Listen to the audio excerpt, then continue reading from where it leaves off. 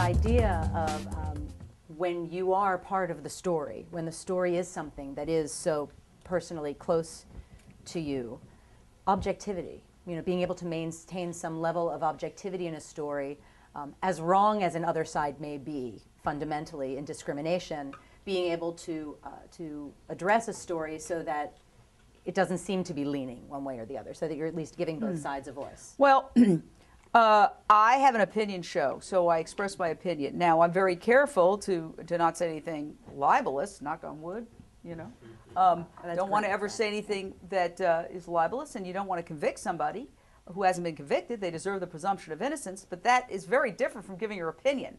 And I'll use an analogy that kind of simplifies the whole issue.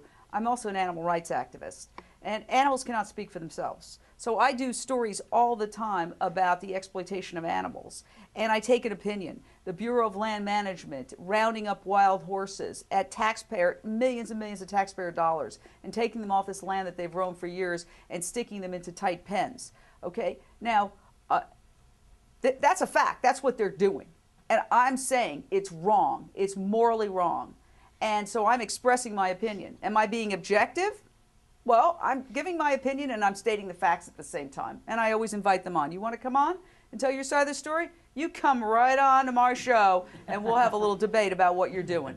Okay, now, I'm a little scared of you, I think. I'm very forthright about it. Animals can't speak for themselves. And, Gandhi always said you can judge a level of civilization by how it treats its most helpless, namely animals. But the same thing applies to other disenfranchised segments of the community, people who are voiceless, children, senior citizens, elements of the LGBT community. So yes, I think we have not only a right but an obligation to give our opinion. What lessons from historical movements and how they are presented in the media can we learn? And are we learning these lessons, or are we walking in the same circles? Well, I think, we have and continue to take a lot of lessons from the civil rights movement of the 60s. That movement really took hold when it wasn't just African Americans fighting the fight.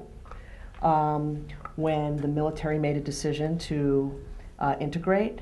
I think today we have reached out and have allied with many of the civil rights organizations in our fight, and I think that the more voices, the better.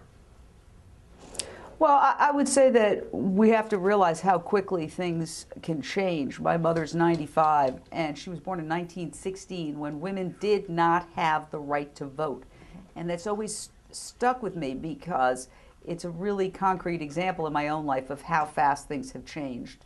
So things are changing very fast for the gay community, and that gives me a lot of hope.